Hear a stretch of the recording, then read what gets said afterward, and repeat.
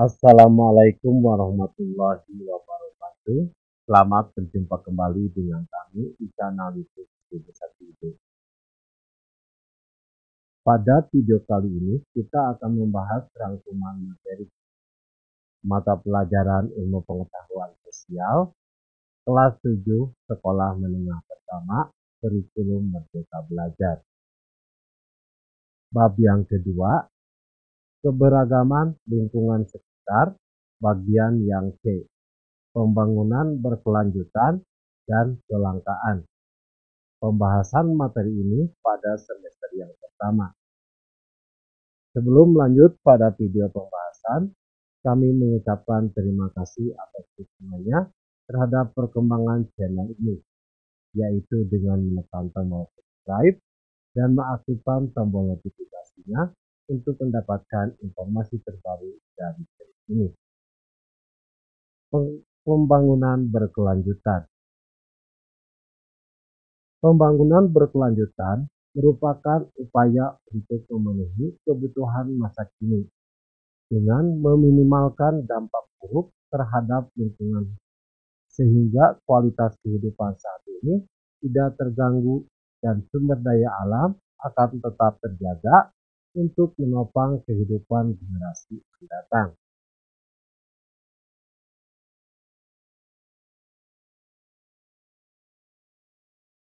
Karakteristik pembangunan berkelanjutan.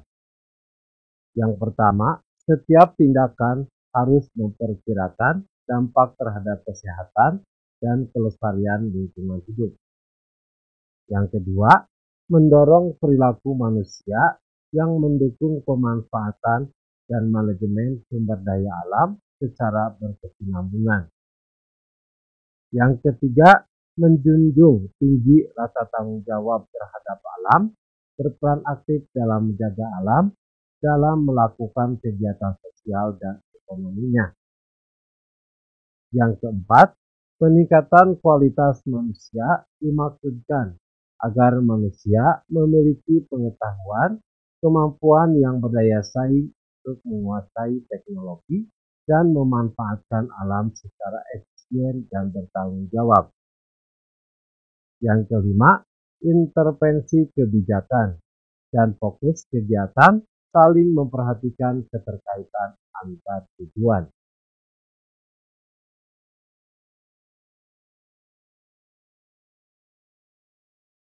Tujuan pembangunan berkelanjutan. Pembangunan berkelanjutan merupakan pembangunan komprehensif yang berlandaskan 4 pilar pembangunan. A. Pilar pembangunan sosial yang fokus terhadap kesejahteraan masyarakat. B. Pilar pembangunan ekonomi memfokuskan pada peningkatan ekonomi yang ramah lingkungan, kolaborasi, dan inovasi.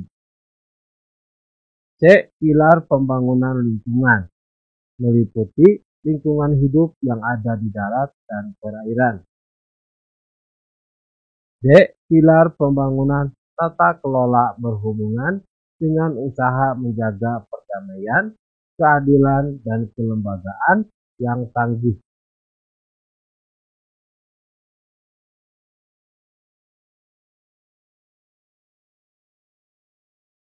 Kelangkaan dan kebutuhan manusia yang tidak terbatas.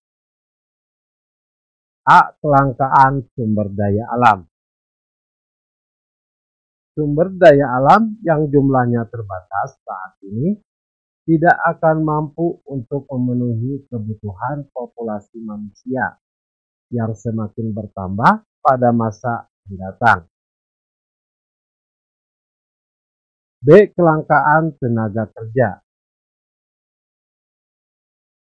Kelangkaan tenaga kerja terjadi ketika kesulitan menemukan tenaga kerja yang kompeten untuk menjalankan proses produksi, baik barang maupun jasa.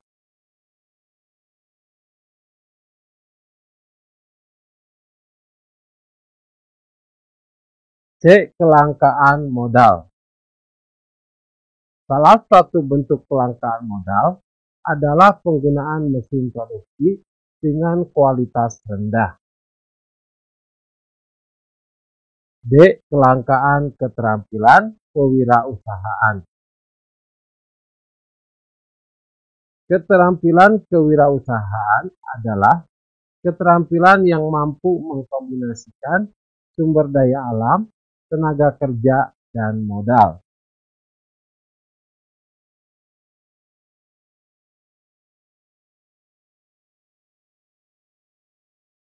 Faktor yang menyebabkan kelangkaan. A. Pertumbuhan penduduk yang terus meningkat. Proyeksi peningkatan jumlah penduduk menyebabkan kebutuhan yang semakin meningkat pula. Peningkatan ini tidak seimbang dengan persediaan sumber daya alam yang jumlahnya terbatas. B. Alat pemuas kebutuhan yang berasal dari alam jumlahnya terbatas. Jumlah sumber daya alam semakin berkurang dan dapat habis suatu saat nanti. Jika manusia tidak melakukan inovasi dan melakukan penghematan, maka kelangkaan sumber daya alam akan segera terjadi.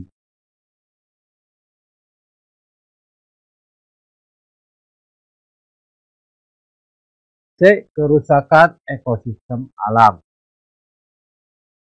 Eksploitasi manusia terhadap alam dapat merusak kelestarian yang ada di dalamnya.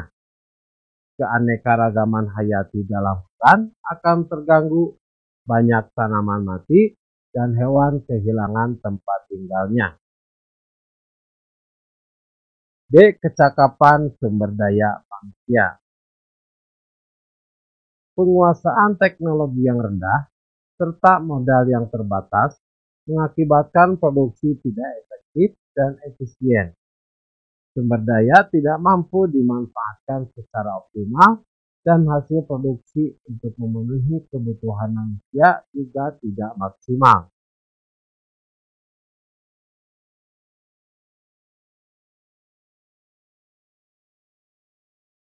E. Potensi sumber daya alam yang beragam.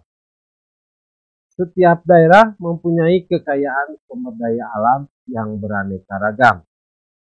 Jika pemerintah tidak dapat mengatasi kelangkaan ini, maka akan memengaruhi perekonomian masyarakat di kedua daerah.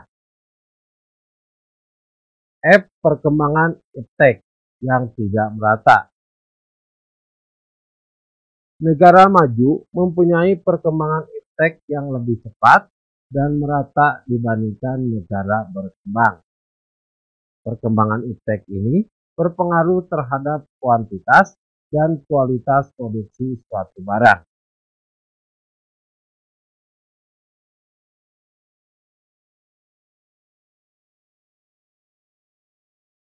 Dampak ekonomi atas kelangkaan sumber daya. Kelangkaan sumber daya memberikan dampak bagi perekonomian suatu negara. Di antaranya, yang pertama, produksi menurun. Ketika sumber daya alam sebagai bahan baku langka, maka bahan baku produksi akan berkurang dan terjadi penurunan jumlah produksi. B. Harga barang meningkat. Ketika jumlah barang yang tersedia di pasar sedikit, sedangkan jumlah kebutuhan barang tersebut meningkat, akan mengalami kenaikan harga dan memengaruhi kondisi ekonomi. Yang ketiga, pendapatan masyarakat yang menurun. Perusahaan yang mengurangi jumlah produksinya akan mengurangi jumlah tenaga kerja.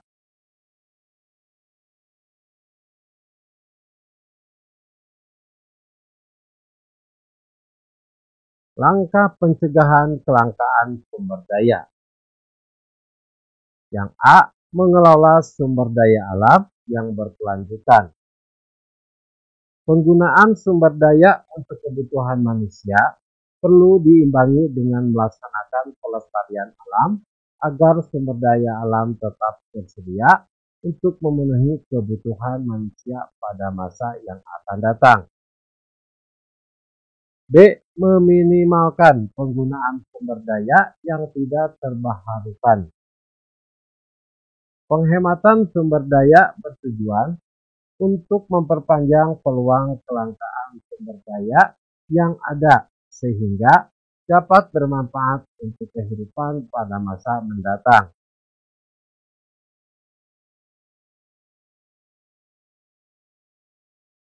C. Menggunakan teknologi yang tepat guna. Penggunaan teknologi yang sesuai dapat memaksimalkan hasil produksi. Penggunaan teknologi yang sesuai akan menghasilkan lebih banyak produk sehingga produk dapat dijual dengan harga yang lebih terjangkau dan mampu memenuhi kebutuhan masyarakat. D. Mencari alternatif sumber daya pengganti. Mencari alternatif sumber daya pengganti yang lebih ramah lingkungan dan dapat diperbaharui untuk menggantikan sumber daya yang tidak dapat diperbaharui.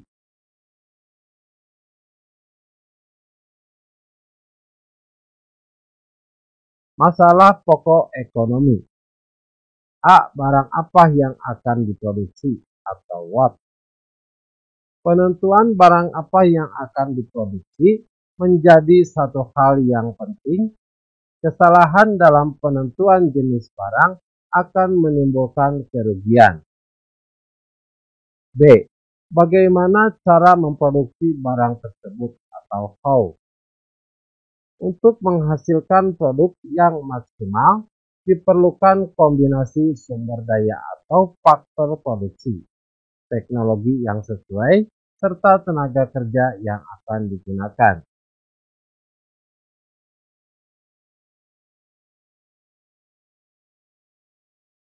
C. Untuk siapa barang dan jasa diproduksi atau for whom.